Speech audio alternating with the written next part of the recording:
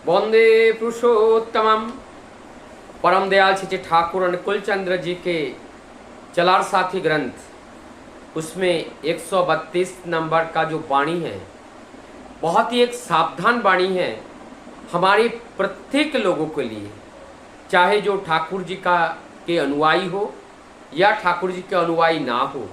जीवन चलने के पथ पर ये एक अमूल्य रत्न कह सकते हैं। आज इस वाणी के ऊपर हम चर्चा करेंगे। वाणी का जो नाम है अन्याय कार्यों का अपदस्थकरण। अन्याय कार्यों का अपदस्थकरण, जो अन्यायकारी होते हैं उसका अपदस्थ जब हम करते हैं तो उसका परिणाम क्या होता है। और इसमें जैसे हम लोग एक प्रभाव, एक फ्रेज लगातार हम लोग सुनते हैं, hath the sin not the sinner, hath the sin not the sinner. Thakur ji भी इस बात को बोले हैं कि आप पाप को घृणा करो, ये बात तो सही है, लेकिन पापी को घृणा मत करो। अब इस बात को लेकर के इस वाणी के अंतर्गत आते हैं पाप को घृणा करना। पाप को हमें घृणा करने के लिए आप वो पापी को घृणा नहीं करना है, तो पाप को घृणा करना है। तो इसका मतलब यहाँ पर अगर हम देखते हैं कि अगर जो पापी है, जो सिनर है, सिनर को हम अगर घृणा करें तो सिनर का मतलब एक चोर है, तो चोर को हम अगर उससे पिटाई करें, उनकी गाली गलौज करें और ये सारे चीज़ करने, उनको पनिशमेंट दे अनेकों तरह से, जब वो पनिशमेंट पाता है तब हमारे प्रति उनका जो स्वभाव होता है वो बड़ा क्रूर हो जाते हैं और निरंतर वो इसी फिरक में रहता है कि कैसे हम इनसे बदला ले पाएं। और इस जगह पे अगर हम उनको पानिश ना करके उसको अगर करेक्ट करने का कोशिश करें, करेक्ट करने का कोशिश कैसे करेंगे, ये हम लोग ठाकुर जी की दिव्य जीवन में देख चुके हैं। एक वहाँ ज्योति आश्रम, ठाकुरबाड़ी में ज्योति आश्रम जो देवघर में है, ज्योति आश्रम आज भी है। वहाँ ज्योति लोग प्रत्येक दिन जो जुगाड़ करते हैं वही अपने भोजन के रूप में भी प्रयोग करते हैं। दूसरे दिन का भोजन पहले दिन इकट्ठे करके कभी नहीं रखते हैं। तो उन लोगों ने, ज्योति लोगों ने वहाँ फसल लगाए, वहाँ बैगन हैं और गोभी वगैरह सब कुछ वहाँ पे उगाए हैं। एक चोर आते हैं और प्रत्येक दिन वो बैगन वगैरह वो सारे चीज़ चोरी करके ले जाते हैं। आप एक दिन पहरा दिया और उस ज्योति लोगों ने उस बैगन चोर को पकड़ लिया, और जब बैगन चोर को पकड़ लिया रात भर उसको बांध के रखा और रखने के बाद सुबह ठाकुर जी के पास ले गए। और ठाकुर जी के पास ले जाने के बाद ठाकुर जी ने कहा इनको छोड़ो।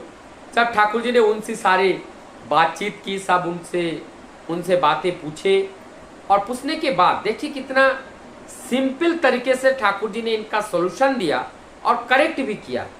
इसमें दो कहानी है, दो जगह पे जो घटना हुआ है एक एक करके मैं बताऊंगा। एक घटना ये था कि जब चोर वहाँ पे आए और चोर की सारी बातें जब पूछा गया तो उन्होंने अपने घर की सारी गरीबता, जो गरीबी हाल है, ठाकुर जी को सब सुनाए। अब ठाकुर जी ने जब सुने तो ठाकुर जी ने क्या किया, उनको छोड़ दिया, किसी भी तरह से पनिशमेंट नहीं दिया। और जब छोड़ दिया वो गांव चले गए। अब जिन लोगों ने उनको पकड़ा था, अब उन लोगों को ठाकुर जी ने बोला कि आप इतना इतना सामान गाड़ी में ला दो और उनके गांव में, उनके घर में, उनके पास पहुंचा के आओ। और तब जा करके वो गाड़ी में भरते हैं और उसी नाम पता सब लेकर के उस गांव में चले जाते हैं और जाकर के उस व्यक्ति का खोज करते हैं। और इस खोज का खबर उस व्यक्ति के कान पे जब गया, उन्होंने सोचा आज मेरा खैर नहीं है, मुझे लगता है ये पकड़ने के लिए आए हैं, अब हमें मारपीट करेगा, खूब ये करेगा। उन्होंने इस तरह से नकारात्मक भावना से उन्होंने इस विचार को लिया। तब वहाँ पहुँच जाते हैं और जाकर के बाद में जब देखा वो पकड़ गए, और जब पकड़े गए तो देखा यहाँ परिस्थिति कुछ अलग है। और तब जाकर के वो जब उनको लेके गए कि ठाकुर जी ने आपके लिए ये सारी चीज़ें भेजे हैं, आपकी बड़ी कष्ट है, अभाव है, ये सारी चीज़ आप लीजिए। और ठाकुर जी का वो निर्देश है कि आप जो हैं आप अपने जीवन को जिस तरह से जीने से किसी का कष्ट ना हो, दुख ना हो और आप भी अपने सम्मान के साथ जी पाए, ऐसे कार्य करने के लिए ठाकुर जी ने आपको अनुग्रह किए हैं। इस बात को जब उन्होंने सुना, उनके दोनों आंखों से आंसू आई और उन्होंने ये सोचा कि जिनके पास हजार हजार लोग आते हैं और मैंने चोरी किया, मुझे पकड़ करके ले गए, और ऐसा एक मानव रक्त मांस संकलित देह धारण करके बैठे हुए हैं, जो एक साधारण मनुष्य के द्वारा ये संभव नहीं है। चोर की सजा पिटाई के अलावा और क्या हो सकता है, लेकिन उसके बदले में उन्होंने उपहार दे रहा है चोर को, तो ये मानव तो हो ही नहीं सकता है, ये महामानव से भी परे हैं। इसका मतलब ये तो हमारे लिए भगवान है, हमारे लिए ईश्वर है। तब उन्होंने ठाकुर जी के पास जाते हैं और जाकर के ठाकुर जी को जीवन में ग्रहण करते हैं। दोबारा इस तरह का कृत्य कार्य ना करने का वो रोते रोते ठाकुर से वचनबद्ध करते हैं, वचन बांध लेते हैं और उसके बाद नए तरीके से अपने जीवन को जीते हैं। तो किस तरह से ठाकुर जी ने यहाँ पर करेक्शन किया, पनिशमेंट दे करके नहीं, उनके साथ ही सुंदर व्यवहार के माध्यम से। और दूसरा एक चोर का कहानी, वो चोर ये था, उन्होंने बैगन चोरी किया। उनसे पूछा चोरी क्यों किया, उन्होंने अपने घर की अभाव की बात की, कष्ट की, दरिद्रता की बात की। तब उन्होंने कहा कि आप इस बैगन को लेकर क्या करते हो? वो कहते हैं मैं बेचता हूँ। फिर उन्होंने पूछा कितने रुपए में बेचते हो? कहा इतने में। कितना तुम्हें लाभ होता है? मतलब कितने में बेचते हो? कहा इतने में। तो उन्होंने कहा कि तुम्हें इतना रुपया जब कमाई करना है तो तुम्हें इतने रुपए से इस माता से आप बैगन लेके जाओगे और बैगन बेचने के बाद तुम इनको इतना पैसे वापस करोगे और जो पैसा है वो आप अपने पास रखोगे। चोर आप खुश हो गए और चोर ने ऐसा कार्य करने लगे और करते करते उन्होंने अपनी चोरी विद्या छोड़ दी और कालांतर में एक बहुत बड़े व्यापारी बने और व्यापारी बन करके देश को सेवा देने लगे और अपने जीवन में भी एक बहुत बड़ा परिवर्तन परम दयाल के माध्यम से उनको मिला। तो ये जो करेक्शन है, किस तरह से हम उनको अपदस्थ नहीं करना है। तो यहाँ पे अगर जब हम अपदस्थ अनाकारियों का अपदस्थ कारण जब हम अपदस्थ करते हैं तो क्या होते हैं, वो हिंसक बनते हैं और हिंसक बनने के बाद वो हमारी हर पल पल पर हमारे चलने की राह को रोकने के लिए वो प्रतिज्ञाबद्ध होते हैं, वो रोकने का प्रयास करता है।